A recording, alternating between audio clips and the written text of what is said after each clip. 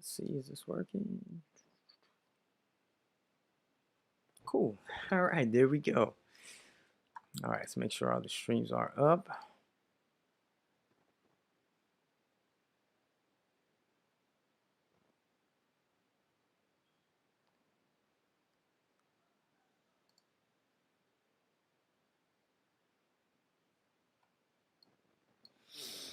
Hey guys, bear with me right quick. We are making sure that we are up and live. Looks like we got this YouTube stream up. Let's check some of our Facebook groups. Page is up. Our mastermind group, we are live. Cool. And other group, we are live. Cool. All right, and I just need to do one more thing here. Bear with me, guys. I'm going to just mute these other tabs. That way there's no echo in the background. We'll mute that as well.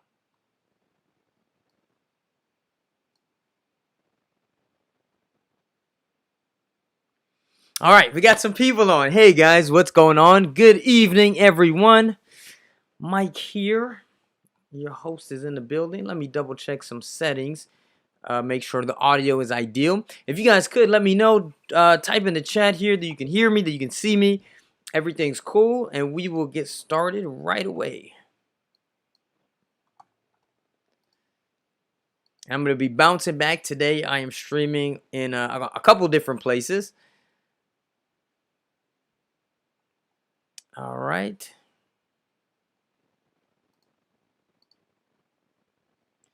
My YouTube people, you guys are here. Let me know. Let me know.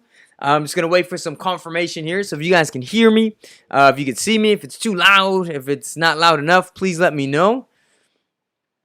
And as soon as I hear some feedback, we'll go ahead and get started.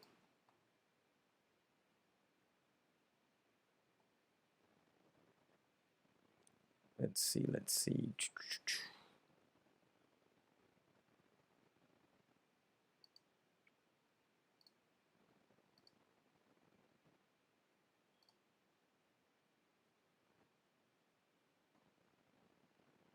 Let's type in here. Can you guys hear? And see. Okay.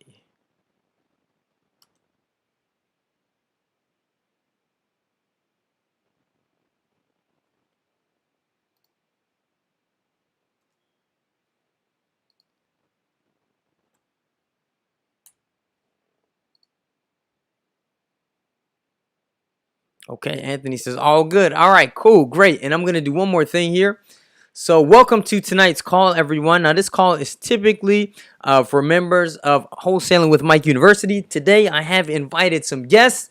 So for some of you guys, for my email list, my YouTube followers that are on the chat tonight, welcome, welcome.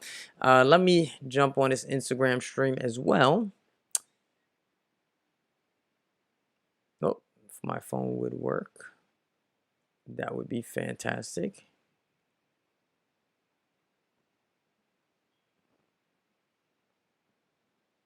Still figuring out this Instagram stuff.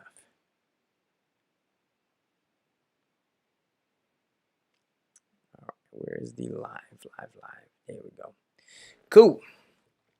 All right, so got some folks here. Okay, cool. Facebook people are cool. Awesome, awesome. All right, so welcome, guys. Let me pull up some notes here. And let me start up this Instagram stream, and we will get going. All right, Instagram stream is live. Hello, welcome everyone to tonight's call.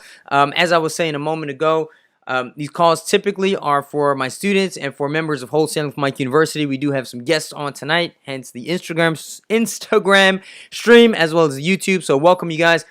Tonight's topic, we are going to be talking more about finding motivated sellers. So if you guys joined me on our last call, we started off with obviously talking about finding motivated sellers and how to always keep your pipeline full. I've got a quick recap that I want to do, but if you guys want details on that, I highly recommend you go back and check that call. The replay is up on my YouTube channel.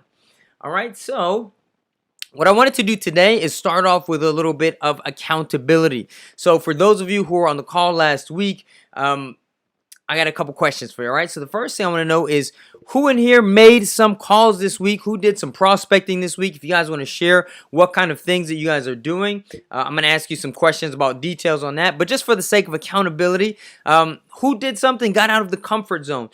Did you guys make some phone calls? If you did, how many did you make? And on the flip side of that, how many of you guys made 0 calls? Like, I know that there were some people on this call last week.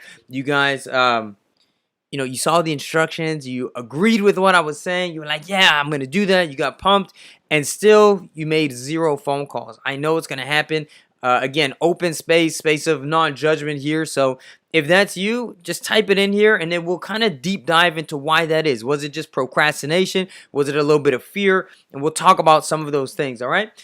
Next, if you made the calls, were you tracking your calls, or whatever activity you did you track it? And most importantly, for members of Wholesaling with Mike University, for my students, did you guys add it to your action plan, to your tracking sheet, and are you sharing that with your accountability partner? Guys, this is so incredibly important.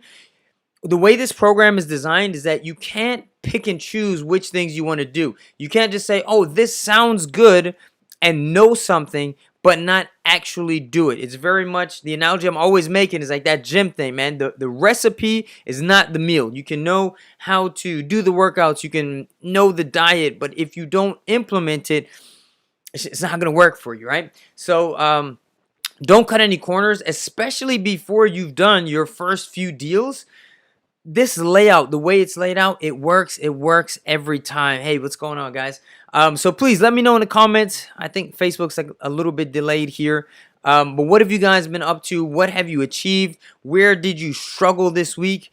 Give me some of that feedback, and I will look at some of your questions. Again, I have to kind of click back and forth on this stuff.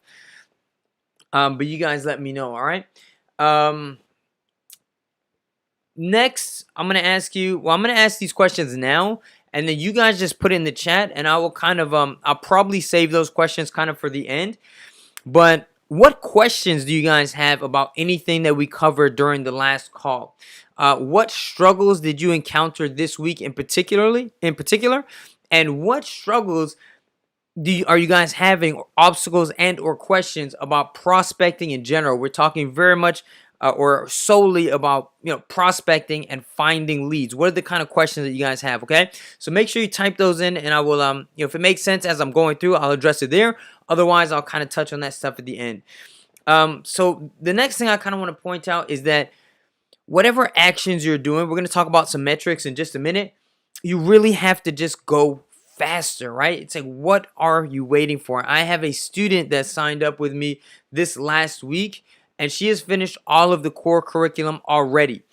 And so my question there are some of you guys in this program, in this group, you guys have been here for weeks. There's some people who have been here for months, and you have not completed what someone brand new has finished in basically in less than a week. So my question to you is, what are you waiting for? And how badly do you want this? And if this is something you really want, then you really need to start taking action and implementing everything I'm talking to you guys about. You need to start implementing that today, okay? So just checking for some questions, see if we got anything yet. Don't be shy, guys. Feel free to put that in there, okay?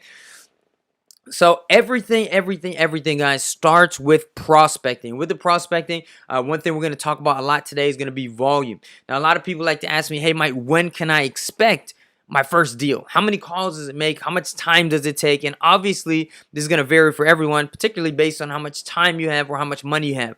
But a good metric I like to use, and obviously this changes a little bit depending on what your lead generation strategy is, and it's going to be very different for all of you. Like, I have students who have come into my programs, they have a ton of time, no money. I have students who come in, they have some money, they have very little time. So obviously it's going to depend a little bit, but a really good metric, as just a general overall metric, is for every 50 to 100 offers that you make, so written offers that you're making, you'll make one deal if you have about 300 live offers in your system. So that's why, if you're brand new, this is just one of the reasons why they say, obviously education and stuff comes into account, but why they say that first deal is usually the toughest, not only because of the lack of experience and or money, but also because we know that so many of your deals will come from follow-up. And so even if you made those first 100 offers and you don't have a deal yet, well, you haven't given it time to kind of marinate to get those 300 live offers in your system yet, and you don't have that, previous few weeks or previous few months where now you're getting people, return your calls and or you're following up. So that's why that first deal, that metric might take a little bit longer, but that's a really good place to start, just to kind of manage those expectations. All right, so I'm going to do a quick recap of some of the things that we talked about last week.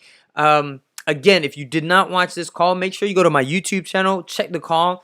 A lot of good information in there, and the stuff that I'm going to talk about now, I'm just going to bullet point it for you really quickly, but I go into details on those things. So, a lot of people love to ask me, Mike, what is the best list? What is like the secret technique?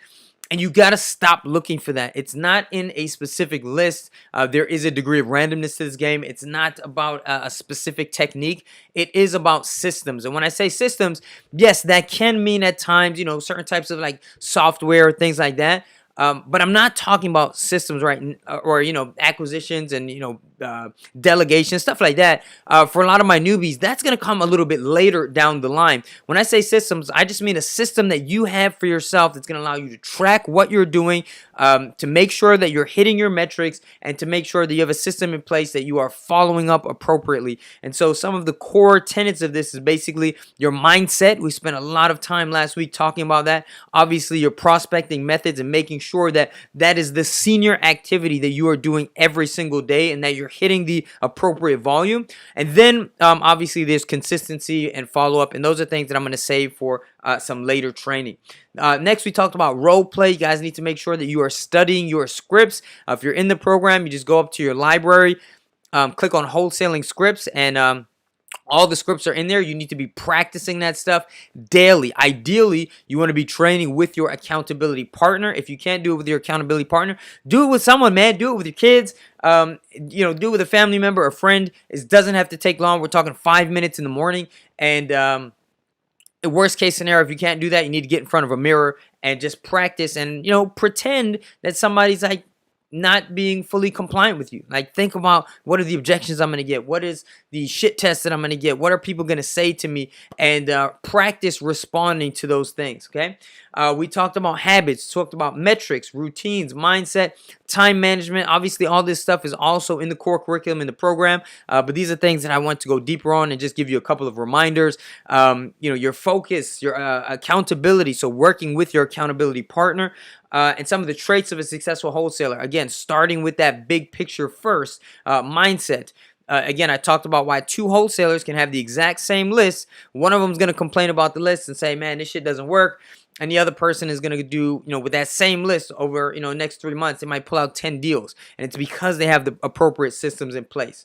Some of the things we talked about: procrastination, making sure that you are taking action now, taking action today.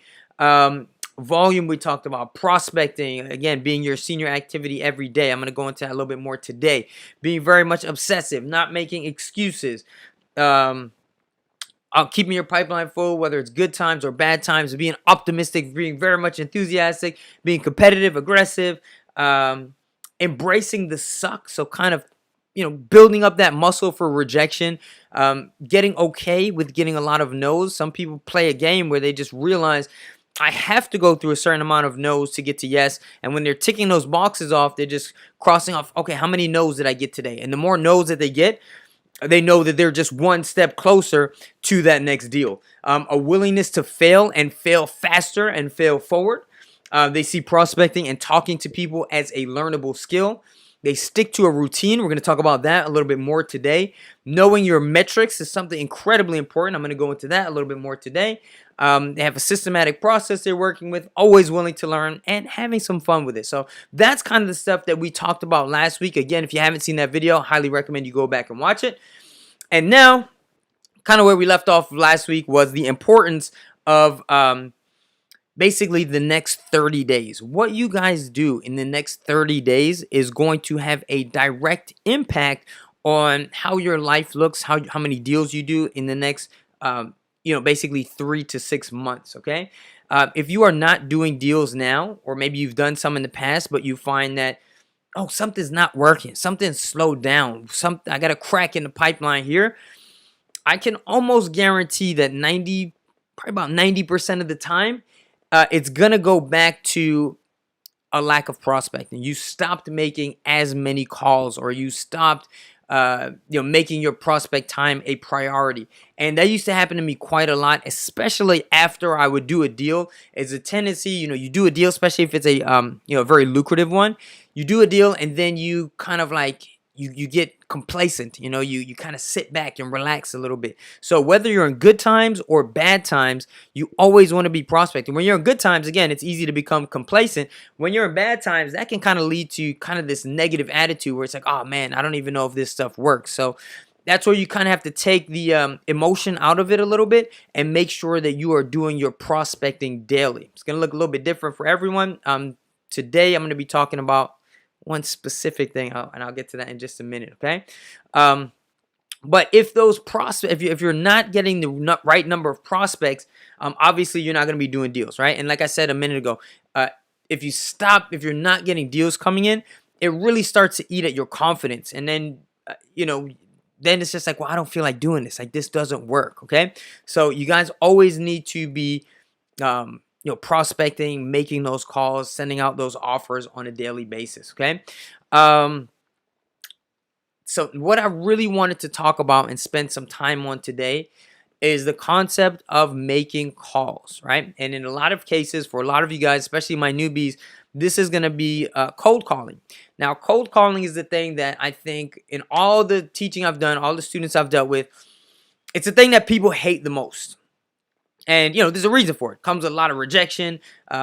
Nobody, I think, really enjoys that. It can be uncomfortable. There's a lot of fear-based reason. There's a lot of psychology as to why. But also, you are sold probably in some way, shape, or form on a daily basis this idea that cold calling is dead, that it doesn't work, that people no longer answer the phones. And I just want to tell you that it's nothing that could be further from the truth. When you think, and I'm sure some of you guys have this thought, like, nobody answers the phone anymore. And I'm going to ask you, like, where is that data coming from? Is that something you're telling yourself? Is that something you've heard? And it's probably something that you've heard, because by kind of sharing that narrative is one of the easiest ways that people are able to sell you different software or on a different technique. You're probably going to hear that from a company that does, I don't know, email lead generation, or is trying to sell you on using Facebook ads, or sell you on using, some text-based system. And that's not to say that those things don't work. But again, because people are so opposed to, doing the calls, it's a very easy sell. So that's why a lot of people, you'll hear that narrative very, very often. But if you are actually tracking your numbers, you'll see that, number one, that idea that's probably been implanted in your head, number one, it's probably not your own experience in most cases. It's probably something you heard somewhere, and probably from someone who's trying to sell you something or get you onto their way of doing it. And it's, again, an easy sell, because everybody wants to hear, oh, that stuff doesn't work, so what else can I do? The other thing is that if you are not tracking your calls, it's almost inevitable that you're going to over-exaggerate the number of calls you make. So if you make, like, let's say 10 calls in a day, 15 calls in a day, and nobody picks up, or you don't get a response, it's very easy to say, hey, this doesn't work. But a sample size, a data set of 10 points, of 10 phone calls or 15 calls, you're just not hitting the volume enough to show you what's really there, what really works. So there's a tendency to kind of over-exaggerate how many calls you make, and then kind of that, apply that data, that result to to the results that you're getting, right? And think that it doesn't work. But that's why you have to be tracking. You have to be tracking on a daily basis. Every call you make needs to get written down. And again, for students, for members of Wholesale Mike University, make sure you guys are putting that in your action plan. My one-on-one students, so I can see it. And for people in the course, that needs to be reviewed with your accountability partner. They should be doing the same with you. You got to hold your accountability partners accountable. Meaning, make sure they're doing what they're doing, and what they need to be doing, and call them out. If they're not, if a day goes by and you see a blank space, hey man, I noticed you didn't fill in yesterday how many calls you made. Put that stuff in there. So you guys really, really need to be tracking that. The other thing is, like me, I know, for example, I don't really pick up calls where I don't know the number. That's just me. But just because you're a certain way doesn't mean that you can operate under the assumption that everyone is like that. Remember, this is not the type of business where you need 100% success rate. You don't even need 50% success rate. You're really looking for kind of those diamonds in the rough, but it works. You really just need, for a lot of my beginners, they come into this program and make it, $40,000 a year. One of the first milestones, they're like, I want to do 6 figures. Well, that's like one deal a month, right? So that's really all you need. I'm not telling you to strive for the bare minimum, but I am saying that, you don't need everyone to pick up the phone, right? One more thing I'll tell you, just kind of on the flip side, where people are always talking about, well, email and text, that's so much better, right? But think about it this way, email marketing, I don't think most people will argue that it's not effective, but if we look at just the numbers, I mean, the open rates for emails nowadays are very, very low. I mean, you're lucky if you get an open rate of about 20%, and then, a click-through rate of, 5% is decent. If you're on the call and making those calls, you're going to be dealing with better numbers than that. So the first thing I really want to get through to you is that cold calling works. Getting on the phone with someone works. Obviously, that belly to belly, being directly in front of somebody's face, obviously is going to always work the best, but that's not necessarily scalable. You're not always going to be able to do that, and it's not always the best use of your time.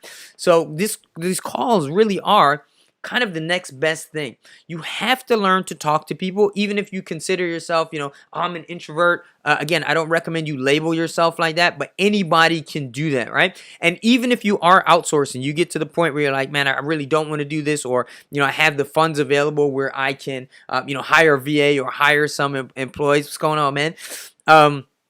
This is still very much a learnable skill. You should do it to even challenge yourself. I've been in a time in my life where I really hated this stuff.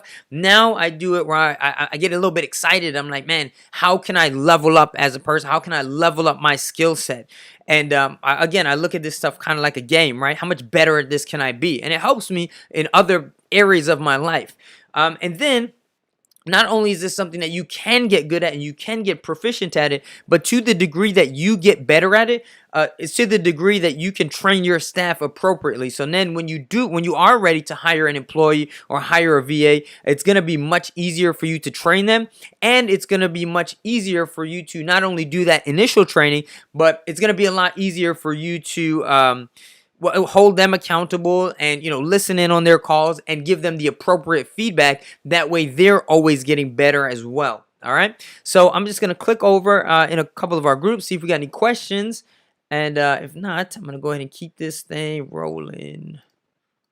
Refresh this tab. Okay, guys, any questions? Any questions? Otherwise, I'll just kind of keep going here. All right. So far, so good. All right, let's check this last tab. See if we got any questions here. Okay. All right, so next thing I want to recommend, if you are doing your cold calling, right? Everything, it depends on where you are, right? It's a conversation I had with a student earlier today, right? You kind of have to use what you have at your disposal. So if you're, you have your list and your next step is to do skip tracing. I have an article with some facts and figures for you guys, and typically it's just like anything else. You get what you pay for. So if you don't have a budget for this at all, you're gonna have to go manually and go to a site like True People Search and drop the addresses in and try to do this stuff one at a time. It's not ideal, but hey, if that's all you can do right now, then that's what you got to do. So on that note, I highly recommend for calling that you guys use a dialer system. I did not think that this would be such a time saver and help my productivity as much as it does. I was like, I can dial this stuff myself. What am I going to save a couple minutes by, having it auto dial? It really makes a huge difference. Dialers are not very expensive. You're looking at a cost of, maybe $130 a month or something like that. But it really does help you to hit the appropriate volume that you have. So again, if you don't have that at all, you will be having to do some hand dialing. There's a way, I can drop a link in the description, but there's a way where you can use Skype and an Excel spreadsheet to make kind of I'll get to your question 1 second. Like an automated dialer, like kind of a bootleg dialer. It works a little bit, but ultimately you do want to get a dialer. I recommend using Mojo Dialer. Now, every dialer is going to have different bells and whistles. You don't need to have the perfect one. If you're always looking for the perfect things, you're just going to end up switching systems so many times that it's going to hurt you in the long run. All right, so even if Mojo doesn't have some of the bells and whistles of other systems, it's a really good dialer system. Again, it's like $130 or $140 a month. They also have what's called the triple line dialer, which means that not only is it constantly calling, but it doesn't just call one number. It calls 3 numbers at the same time, and then as soon as one connects, the other 2 lines disconnect. They drop. Now, if 2 people pick up simultaneously or right after the other, the first one will connect to you, and the second one leaves a message where it's kind of shady, but it basically says like, hello, Al, I can't hear you right now. I'll hang up and call you right back. And then, you'll dial in and call these guys again. But it really does save you a lot of time. It's a way to organize. Now, my VAs use Mojo Dialer. I'm actually using the dialer within REIFax because even though it's not as good, I don't have the triple line dialer in that system, it's already integrated with my CRM. So it really does save me time in that vein. And I mention that only because, again, it's not about having the absolute perfect thing. Yeah, Michael's using Call Tools. I've heard good things about them as well. I haven't used it personally. But my point is, using a dialer will save you guys a lot of time. So moving along, right? If you guys are hitting the appropriate metrics here, it's basically inevitable. You will do a deal. The reason why people don't do deals using this method is because they quit. Just quit way too soon. They do this for like, I'd say a couple of days, maybe a week. And if they don't get a deal, they stop. And the thing that you have to realize is that there are motivated sellers out there. And it's like hide and seek, right? A lot of people ask me like, Mike, how do you make a seller take a low offer? And the answer is like, you don't. We're not here trying to convince people. My man Blue Nose Brandon on the IG. What's going on, brother? Good to see you. Thanks for stopping in. Everyone follow this man. Everyone's already following this guy, but I love this guy. Good stuff as always. But what was I saying? Yeah, if someone's not motivated, you're not going to convince them to take an offer low enough. Right? We're not trying to convince people who aren't motivated to take a low offer. What we are saying is that there are people who are in some really bad situations and they need a way out. And dealing with you is going to be a better alternative than the other option. So it's not, the analogy I make a lot of times is that it's like digging for gold, right? If you're digging for gold, you're going to go through a lot of shit. Like, you're going to go through the dirt and the rocks and the gravel and all the stuff that's not gold.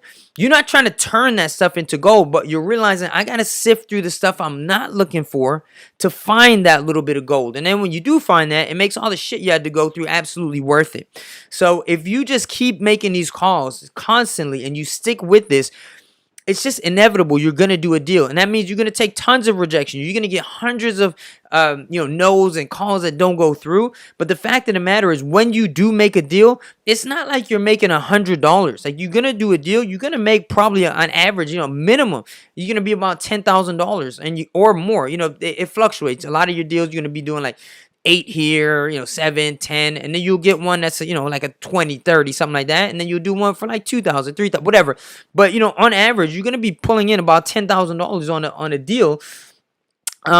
So it makes all that time, all those no's that you're going through, 100% absolutely worth it. And what happens is, so it's a couple of things. One is the patience factor. You just have to be not only patient, but consistent. It's much more important to do this stuff consistently on a daily basis than it is to just, hit a raw number. It's like the gym, man. You can't just go to the gym and do 100 sets of sit-ups and think that that's going to be the same as going to the gym and doing your workout every single day, even if the volume is a little bit less, right? It's much more important to be consistent. Right. And so the only other reason why you wouldn't do this, obviously we talked about having that belief system, knowing that it's just a matter of time, staying consistent.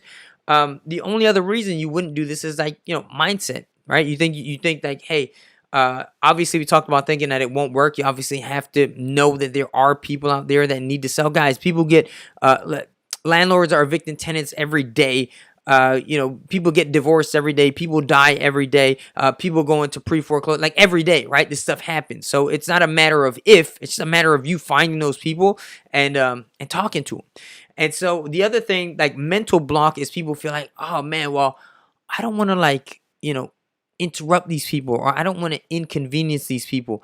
And I always tell you, it's like the fear or the anticipation of what's going to happen on the call is always worse than what happens on the call. Like people think, we talk about, like a lot of times myself, a lot of wholesalers talk about, some of the rougher interactions that we've had. And we only bring that up because if you can anticipate the worst, you realize it's not even a big deal. Like someone you don't know who you'll never see in your life ever again tells you, hey, fuck off, and they hang up. That's like the worst thing that is really going to happen. And we talk about that stuff just to manage you guys' expectations so you know that you can deal with the worst. But really, that doesn't happen that often. Most common is just like, no thanks, not interested in selling. And like, that's it. So this whole thing about like, I don't want to bother people or I don't want to interrupt people. You have to realize that, like me personally, I don't like to get interrupted during my day. I don't think anybody does. But the point is, you have to be comfortable interrupting people at some point. Otherwise, this is just not the business for you. Yeah, you're going to get rejected. But again, most of the time, especially some of those people who are definitely not interested in selling, it's going to be 10 seconds out of their day. And so if you have to inconvenience someone for 10 seconds, that way you can send your kids to college and live like, if you choose to do that, or, just so your kids can live a happy life, then you need to be willing to do that. Okay. So, you got to just be willing to know that, yes, some people are going to find me annoying, but this is something I have to do for myself, for my family, for my legacy, and for that person who I will eventually talk to that really needs me to be there for them. A good example I used to illustrate this, guys, is like this idea of a foreclosure. Now, a lot of people say, why would you do this to people? You're taking advantage of people. You're being a snake. You're stealing properties. But look at it like this, right?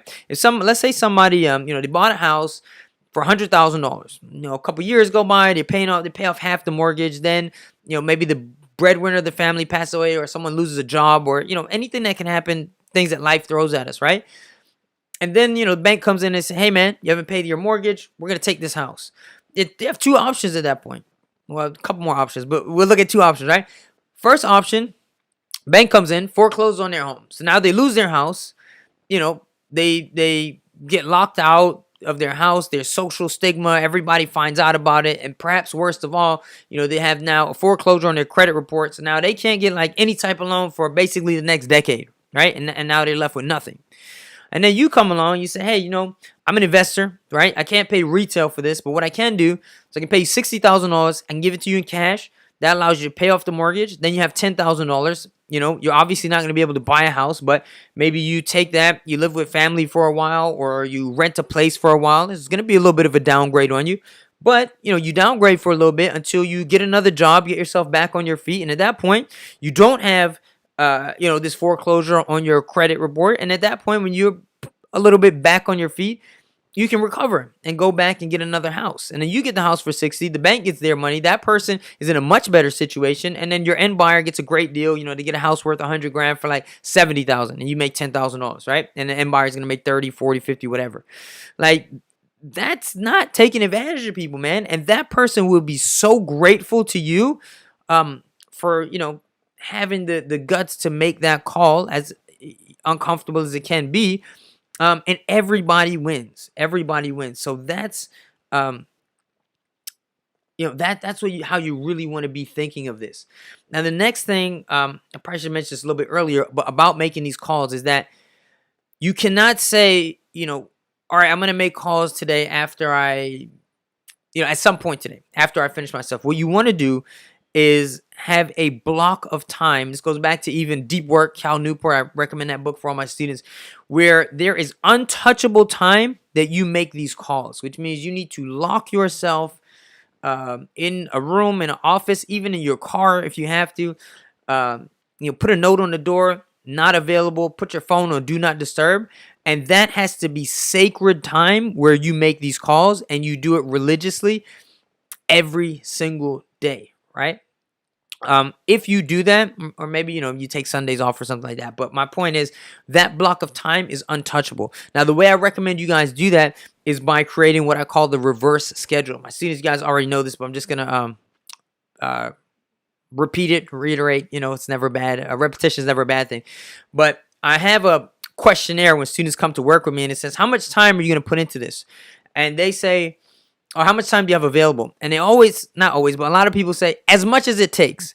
And while it's commendable to have that type of attitude, it's highly unrealistic. And I say, well, that's not really the way I work, because, what is it? I always forget this name. Parkinson's Law.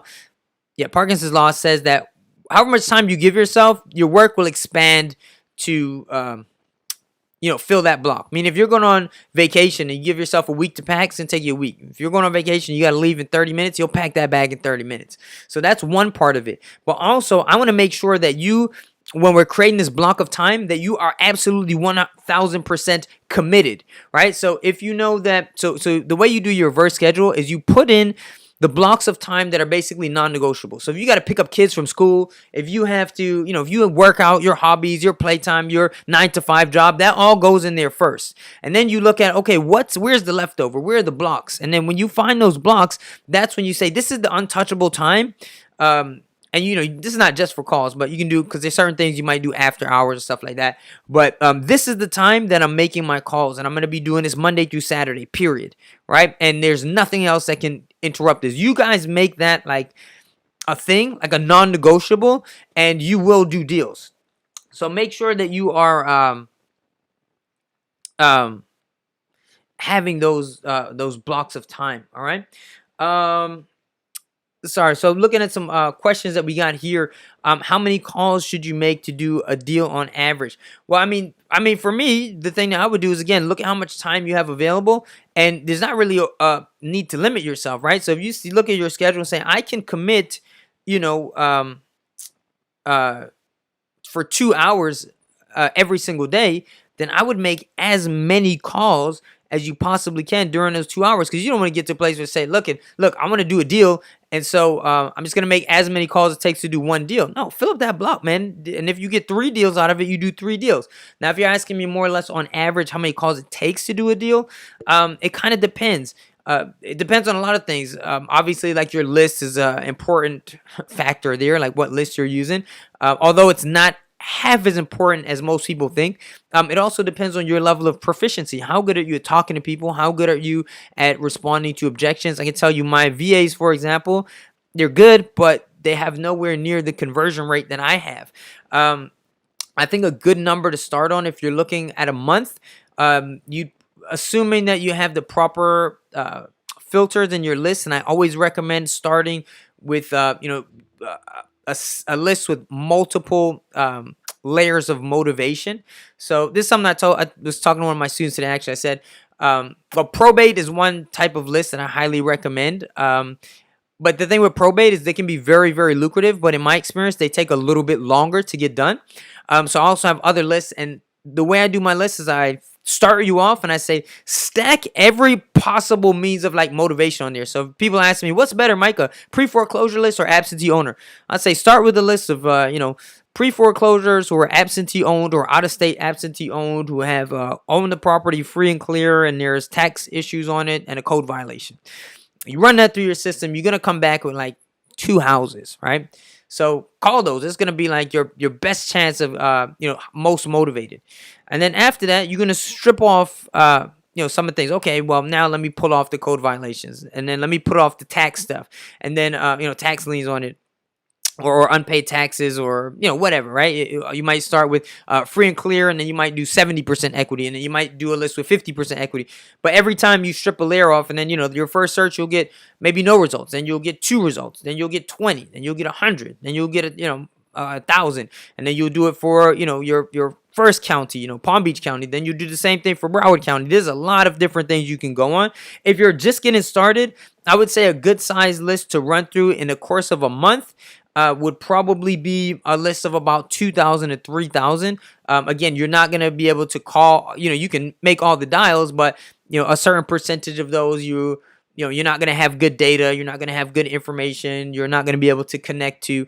But I'd say a list of about 2,000 to 3,000. And it depends. How much time do you have to call, right? People say how many days it's going to take. Well, I have people who make, they make like 50 calls in a day, and they think that's a lot. And then I know people making 500 calls a day, students I'm talking about. So, it really depends on what you can do. But one of the most important things is really to just be consistent with it. What market am I operating in? They say to start in your own backyard. I'm in California. So, Deborah, again, one thing that I really teach, I'm really big on is like matching up your strategies to your personal situation. The other thing I'm very big on is data, right? So I work in Florida, and one exercise that students in my program do when they first get started is target market research, because there are always going to be people who have opinions, and they say things like, "Oh, this area is going to be hot. This market's going to be great. Your grandma, your auntie, they tell you where the hot market's going to be, and then people just go there." The way I do it is I say we do everything off data, not hearsay. So you're going to go into the public record, and you're going to look at all of the cash purchases. If you have PropStream, for example, you're going to look at all the purchases that were made in cash in, whatever county or zip code or whatever you think you want to start in. And then you're going to look at it, and you're going to pull the data, and you're going to put it on a spreadsheet. You're going to manipulate it. You're going to upload it to, there's different sites that I use, but to make some heat maps. You're going to look at what is the median price, how many of them were purchased. These are cash purchases. And once you do all that stuff, that's going to tell you, and people tell me, hey, that's kind of a tedious exercise. I'm like, listen, if you could do this exercise in a weekend, it's going to save you like 6 months of just bullshitting in like all these different, target areas. So you want to make sure that you are going off of your data to ensure that, first of all, you're doing all your marketing in the right place, doing it appropriately. I highly recommend, if you're a beginner, that you start off going very much narrow and going deep. What's most likely, where is the most demand? What is the most in-demand price points? If you're in a certain area where, I don't know, let's say you pull the data for year-to-date data, and you see one area, you have, I don't know, 100 investors that bought houses, under $100,000, and then you have like 4,000 cash purchases in the range of $100,000 to $250,000, and then you have like a couple hundred that purchased above 300,000. Well, that you want to focus your marketing on that area where there were the most buyers, and you want to look at houses that are valued around that price point. And then the other thing you want to do, they say start in your own backyard.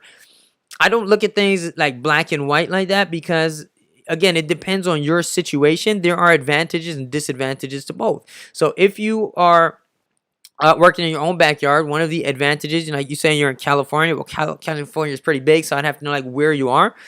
But one of the advantages, obviously, you can do driving for dollars, and driving for dollars is very, very effective, and it also eliminates a lot of the competition that you might be dealing with otherwise, right?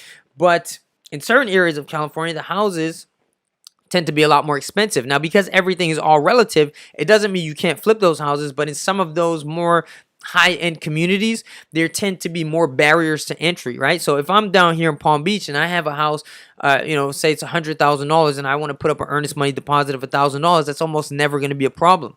If you're in certain areas of California, if that's your backyard and the houses are going for, $800,000, $900,000, and you want to drop earnest money of $1,000, you might run into some more issues. So it might be a little bit harder, not impossible, but it might be a little bit harder for you to get those types of deals done. In which case, it might be a little bit better to perhaps look at a different market. Now, if it's somewhere, maybe you want to look at, the data tells you the price points, there's more buyers, there's less barriers to enter in an area where the houses are like 200,000. If it's within driving distance, sure, maybe you want to do that. If you want to do deals with someone like me, my market is very, very strong.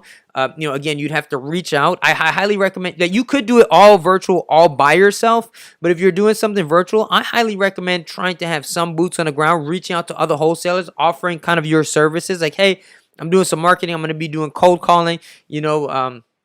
On average, I make about 500 calls in a day, and I bring in, 5 to 15 solid leads every week.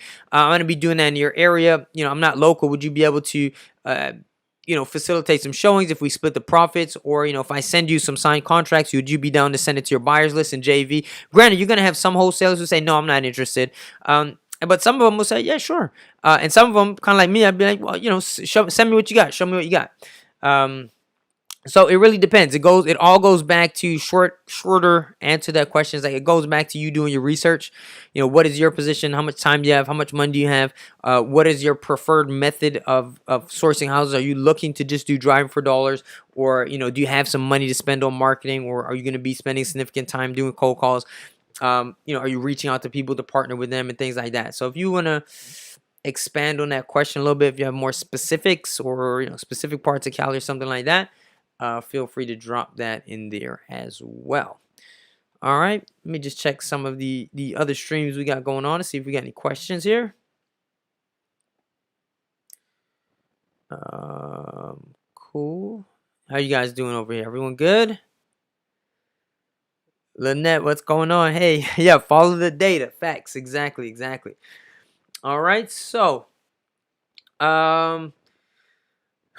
let's see, we got 15 minutes here. Okay, so next thing I wanted to mention is that this goes back to tracking, right? So assuming you guys are doing all your cold calling, as we talk about in the program, the vast majority of your deals, things that turn into deals, very rarely are they going to happen the very first time you talk to a seller. I've had deals come back after weeks, after months, after years. Same with my students. I had deals, someone calls them and they're like, oh shit, like I talked to that dude a year ago. I didn't even remember that, right? Now, again, you have to work with where you are. When I started this business not even on a shoestring budget, like negative budget. My bank account was in the red many times. So I started with an Excel spreadsheet. Now, I'll tell you, if you're in that position, it's significantly harder to do that. But again, you have to kind of deal with what you have, and that's where your organizational skills are going to kind of be of the utmost importance. You have to track not only your raw numbers, how many calls did I make, how much mail did I send, stuff like that, but you have to be tracking individual properties. Now, the absolute best way to do that is to have a CRM, and preferably a CRM that is dedicated to this business. I know there are some of you guys who I don't know, are programmers, or they could hook this stuff up, or you got someone who does some custom Podio type stuff for you. I haven't used Podio personally. I've heard good things about it. But the idea is that you want to be tracking everything, and you want to be making sure that you are doing your follow-up, because the vast majority of your deals not going to come the first time. Most of them come between your 5th and 12th point of contact. Just talking today again about how so many properties that are even in contract fall out of contract. Well, even if they're listed properties, sometimes a property doesn't appraise, or a seller, they're pre-approval, they go and buy a car and then they can't get the loan, or it's contingent on them selling their their primary residence and they can't sell it, or it's another wholesaler who cancels, or an investor where something doesn't go right, they don't have the money. It could be so many different things, but the idea is that you have to be tracking these things, and a CRM is the very best way to do it. Personally, I use a CRM. You guys have heard me talk about it tons of times, called Reifax. It's Reifax. Phenomenal system. It's got tracking. It's got unlimited skip tracing. It's got MLS access. It's got automated electronic document signing, bulk offer making, task manager, skip tracing, social media reports, whole bunch of really, really cool stuff. Unfortunately, they're not in all 50 states right now. So right now it's Florida, New Jersey, Massachusetts, Maryland, and maybe California. They had Cali at one point, but then they took it down, and I'm not sure if they back up yet. But yeah, you definitely want to be using a CRM for all of your prospecting. Other than that, again, make sure that you are tracking everything so you know your metrics. And again, this is the other reason why this is so important, guys, is because especially when I talk to a new student, I say, "What is your 12-month income goal?" And they just say a lot of money. I say, I can't help you get there. I mean, I can, but that's not how I do it. The way I would do it is you say, I want to make $100,000 a year, for the sake of the math, $120,000 a year. Okay, cool. Let's divide that by 12. That means you need to make $10,000 a month. Cool. That means you need to make one deal a month. Cool. How many offers equal a deal? Like I said earlier, if you make 50 for every 50 to 100 offers you make, assuming you have 300 live leads in your system, you should be able to pull a deal, right? So let's assume you have that 300. That means you have to make 100 offers. So if you do, especially if you're just getting started, that number is going to be a little bit higher for you. But let's say, okay, well, I got to do one deal a month. I got 4 weeks to do it.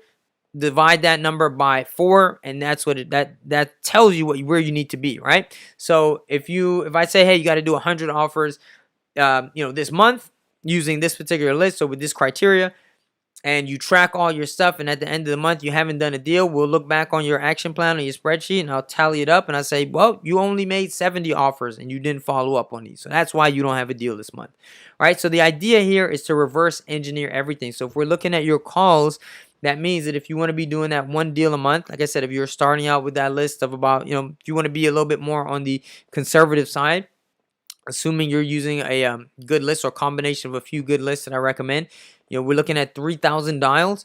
Chop that up, let's, even if we, for the sake of the math, let's say 4,000, that's 1,000 a week. You divide that by, you're calling 5 days a week. So 1,000 divided by 5, you have 200 calls to make a day. When you break it down like that, it's really not that difficult. And it can also be a little bit overwhelming to say, hey man, I got to do 200 calls. So, but what happens is similar to the gym. If you've never lifted weights before and you go into the gym the first day, the very first weight you lift, it's going to be a bitch, man. It's going to suck. You're going to feel weak. You're going to not know what you're doing. You're going to look at all the other people around you. You're going to say, everyone's lifting heavier than me. You might feel self-conscious. You might not know what you're doing. You might use the equipment wrong. Doesn't matter.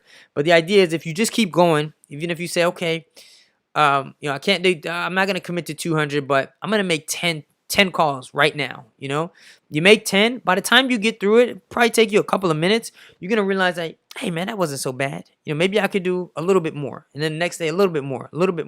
That progressive overload. That's what helps you out in the gym. And so that's what you're going to do. So even if the 200 number seems overwhelming for you, a little bit daunting, just know that if you start off by committing to maybe a smaller number, that will help you to ease into the process. And it's much easier once you start making a habit to just kind of add volume on. And then the other component in there is this: you just need time, right? Same way you can't go to the gym and lift and expect to see huge gains or have a six-pack in like a week. Same thing here. Even if you're using like a really good list or something like that, there is some randomness to the game. I've had students do deals really quickly. I've had some of my deals come a lot faster than I thought. But on average, probably going to take you a little bit more time than you initially think. And so the next thing is just to really just make sure that you stick with this. I tell all my students, the idea here is to try to get you that first deal as fast as possible. Or even if it's not closed, it's to try to get you under contract and basically just waiting, at the title company. Have it under contract, have your buyer within 4 to 6 weeks.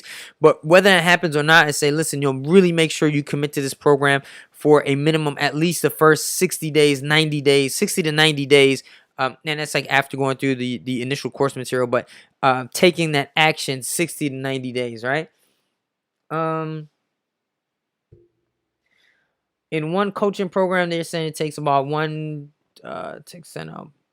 15,000 to 20,000 cold call dials to get a deal. That sounds very high to me. It depends on, again, your market and the type of list. I mean, when you say cold call dials, there's some subjectivity to that, and it depends. I mean, you say 20,000 calls. I mean, is someone just handing you like a yellow pages, or maybe I'm dating myself, but like, a phone book and saying, hey, just call through this, right? In that case, maybe, but that seems really high. That seems like you're just calling random people. But if you have a list where, again, you have your criteria and you know what you're looking for. Hey man, I want single family. I want absentee owners. I want out of state absentee owners. I want them to have at least 50% equity. I want it in this, certain market. Depending on your system, you can say I want the list price fee between this and this, or and for them to have an eviction, or something like that. Some other filter on there. It shouldn't take you that many. 20,000 is going to be a lot. I think that's pretty high. Also, I've dealt with virtual assistants in the past where they were making like anywhere from 500 to 1,000 calls a day, or 1,000 dials. So obviously those are not all connecting, right? So, and it depends on the data. So when we look at it, we would look at their sheets together, and I wasn't getting the results I wanted. Well, they were making like 1,000 calls, and then a very low number of them were actually connecting, and that's when I was getting the skip tracing through a different service. So that was one problem there. But then we weren't getting the results that we were looking for. So in that case, I don't work with those people anymore. Some of it was the talking on the phone and things like that. So it could be a situation like that, where your dialers, your callers, your acquisitions. So it could be your list, could be your data, could be the person who's making the calls is just not very proficient, not very good. Could be skip tracing, could be a couple of different things. But for me, where that number would make sense. But for me, that tells me that there is a problem there, because those numbers seem exceptionally high to me. All right. So, any other questions, guys? All right, cool. So I'll give you guys a question, some time to submit some questions. Yeah, dials. Even that's what I'm saying. Even if they're 20,000 dials, that does still seem high to me. So it means that when you look at any type of problem, it's kind of like advertising. You can't change the copy, the picture, change everything at the same time to diagnose the problem. You have to look at it one at a time. So you have to look at your data set and say, is it a qualified list, right? Or is someone basically just handing me the equivalent of white pages and having me just dial through every number? So if you feel confident in your list, then the next thing is, how is the quality of my skip tracing? Are these numbers actually going through? Am I connecting with people? And then after that, is it the quality of the person making the call, right? So again, that still seems high to me. And if some of those guys have 3 to 10 VAs making these calls, it doesn't really matter how many VAs they have making the calls, because it still shouldn't take 20,000 calls to do one deal. That seems high to me. Even if they had if they had 3 or 10 VAs making 20,000 calls, but they come back with, if 20,000 calls turns into, I don't know, like 10 deals, then that's fine. That's good. But if it's taking 20K to make one deal, there's a problem there. And again, it could be the data set, could be the meaning the list, or it could be the skip trace, or it could be the actual VAs that are making the calls. And again, another way for you to diagnose that would be for you to jump on the phone as well, call the same list and see if you're getting similar results. If anything, even if it's not a deal, see if you're at least getting leads. Are you getting people on the phone? Are you getting people, to have that conversation with you? Are you getting to run to your script? Are you turning that into a lead? And then you'll have an idea of where that kind of leak in your system is, and that would be my guess. How do I know if I should go virtual? Like, as if your market's too competitive. I don't really think any market's going to be too competitive. Again, it depends on where you are. Obviously. So like some people will tell me, like, I'm in a market where there's like big wholesalers, right? If you're in a market where like Sean Terry's working and he's outspending you on everything, he's gonna be, these guys are pumping in, I don't know, $100,000 into their marketing. Well, yes, it's going to be competitive, but at the same time, if you're just getting started and you just need to do, again, I'm not telling you to shoot low, but in the beginning, if you can't, let's say you can't afford to spend a lot, you don't need to be competing with someone on a big wholesale on that level. You need to get 1 deal or 2 deals a month, to where you can kind of build yourself up.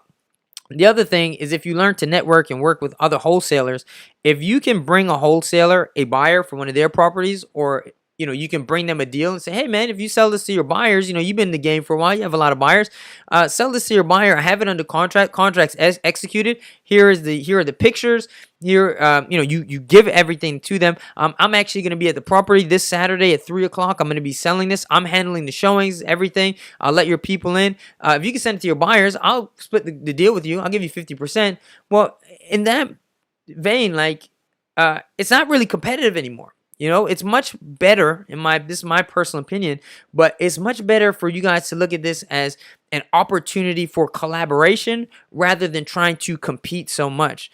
And you know, a lot of people have this idea that because there's so much information now that it's highly saturated. I'll tell you, it can be highly saturated with people who are very new to the game, who want to do this, who start it. A lot of people just talk about it, never do it. A lot of people start, they quit very soon. I mean, if you think about the amount of wholesalers in the average area, it's not really that many that will come to mind who have been in the business for like years. There's more than enough houses to go around. There's more than enough opportunities in the vast majority of cases for you to do joint venture deals.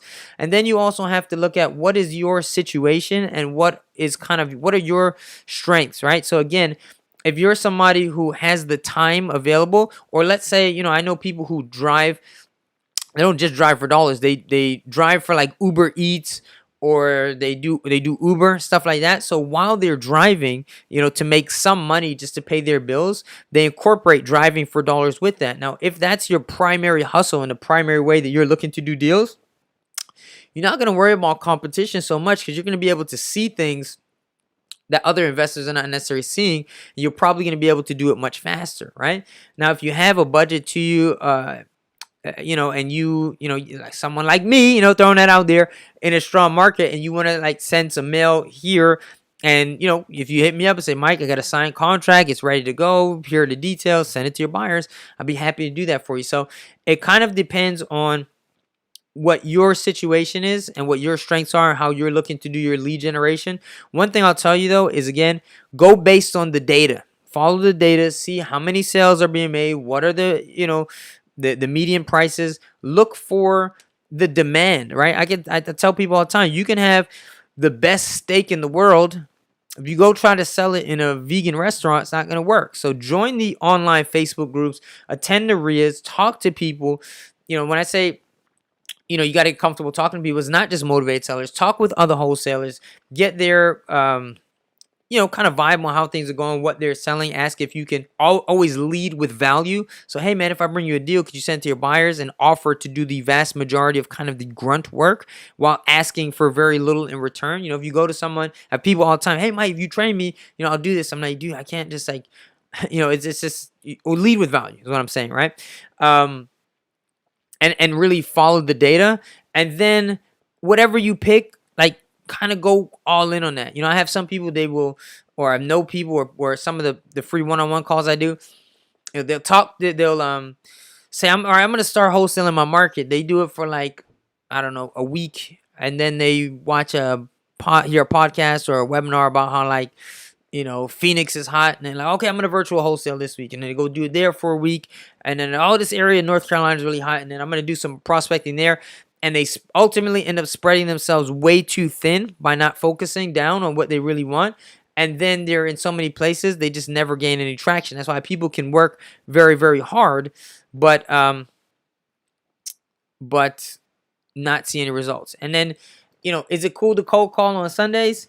Depends. I mean, it depends who you're talking to, but you know, if you ask me if that's cool, I'd prefer people not to call me on Sundays. But this is what I call a question that is, and it's not me picking on anyone because I've asked myself this before and stuff like that. But these types of questions, basically, almost like giving yourself a justification as to why to not do this, right? The answer is, some percentage of the population, especially with our, you know, the country being largely Christian, will prefer not to get calls on Sundays. But, you know, there's somebody that you're going to call on a Sunday that's going to sign a contract with you. There's going to be someone out there who needed you to call on Sunday. There's going to be some other wholesaler out there who did call on a Sunday, who got a contract. And there's going to be some people, like I said, who need you to call on Sunday, who would have done a deal with you on a Sunday, but they gave it to somebody else.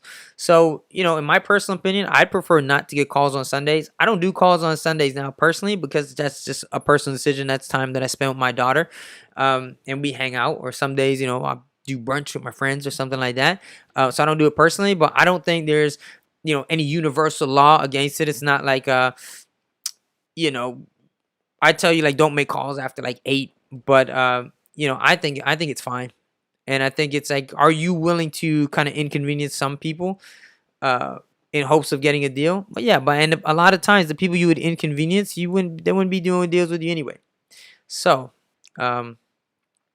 I can be a little bit obnoxious like that, but I get aggressive goals. I want to hit it, and I have people who need me to do that for them as well. So I'd say by all means call, especially if you find that you have extra time on Sunday. Maybe be a little bit thoughtful and don't call super late, but I would personally.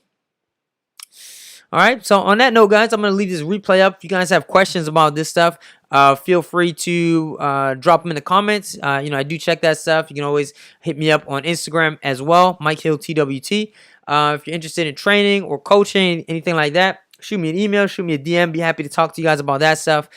And if you haven't seen my I got a presentation up about like the 4 keys to being a successful wholesaler. It's at my website, wholesalingwithmike.info. Not .com is my website, but that presentation is at wholesalingwithmike.info. Be sure to check that out. And as always, questions are always welcome. That gives me topics to talk about, which you guys know I love to do. So yeah, do that. And for questions on any type of training, on my course, on Wholesale Mike University, and or mentorship, be it one-on-one or group coaching, just shoot me a message in the DMs. I'll give you all the details about it, and help you get that next deal as fast as possible. All right. So thank you guys so much for joining me, particularly on a Friday night. I like to say these are some of the most dedicated people in the business, and are likely to be successful in the business. And yeah, what's the earliest time to call? I mean, guys, there are like general rules, ideally times are usually about like 9 to 8. But at the same time, man, some of these questions are like, they really are like justification, reasons not to do. I'll give you a really good example, right? From my personal life, right? So a lot of you guys know I was in this like committed relationship for almost a decade. Right? Things sour, didn't go my way. Got out of this relationship. You're out the game as a man for 10 years. No matter how much, maybe I'm not talking to everybody, but for a lot of guys, no matter swagger you think you have, if you haven't approached like a woman in 10 years, you're going to be very shy, or at least I was very, very shy. I didn't want to talk to any girls, nothing. But I'm like, at some point, I'm like, okay, well, this girl's not coming back, so I could just spend the rest of my life alone, or I could get this part of my life handled. So you go out to the club, you see a girl, and what do? You want to almost everything inside your body, at least for me, was being like, don't talk to her. You're going to get rejected. So then what do? You ask your friends, is it okay to talk to her if she's talking to another guy? What if it's her boyfriend? If it's okay to talk to her if she's in a group of her friends, I don't want to interrupt. Is it okay to talk to her, if she's on the phone? Is it okay to talk to her if like she's at the bar ordering a drink? And in reality, obviously, the ideal way would be if she's standing all by herself, right? That's the ideal way to go talk to her. So, when we ask these questions about when is the best time to call, yeah, there are ideal times to call. Call, not too early. Call, around 9 o'clock in the morning. Don't call, when people are probably at dinner or when it's dark outside. Don't call after like 8 p.m. That can be obnoxious. But at the end of the day, if you want to get results, you just go wherever. And sometimes you're going to get, people are going to be like, oh, excuse me. Oh, that's a little bit rude, whatever. But I'll tell you, let's say back to my dating analogy, right? If I go up and talk to like, interrupt 10 different women that I'm attracted to who are in not ideal situations, meaning they're, talking to friends or talking to someone at the bar. And a lot of times you start those conversations, I'm so sorry. I know this is weird or something like that. I know it's a little bit late. Apologies. That, that can help offset that stuff a little bit. But I promise you, I'll make more, especially over time. Let's say you talk to 10 women a night. Now, let's look at that over the course of a month, right? So let's talk to 10 women, twice a week for 4 weeks. So now we're talking about 10, 20, 80 women. If by interrupting them, I'm going to get better results. Even if only, 10 are receptive, I'll get better results. And if I keep giving myself the excuse of, oh, it's not an ideal time, so I can't talk to anybody. Now my results stem from, okay, maybe now I'm talking to one person a week for 4 weeks. And then maybe none of them are interested anyway, right? This is what I'm talking about. I talk about volume. So like these kind of questions, I'm not trying to like pick on you guys. They're not like necessarily bad. And I know there's some legitimacy to them, but in the vast majority of cases, and a lot of times this is subconscious. You're not like thinking, oh, I'm trying to like not call, but I'm just telling you, these are, And it's not just this one thing, because I know if you have this type of question, there's probably a list, and probably at least like 70% of that list is subconscious reasons for you not to call. So my thing is, yes, try to follow by some best practices.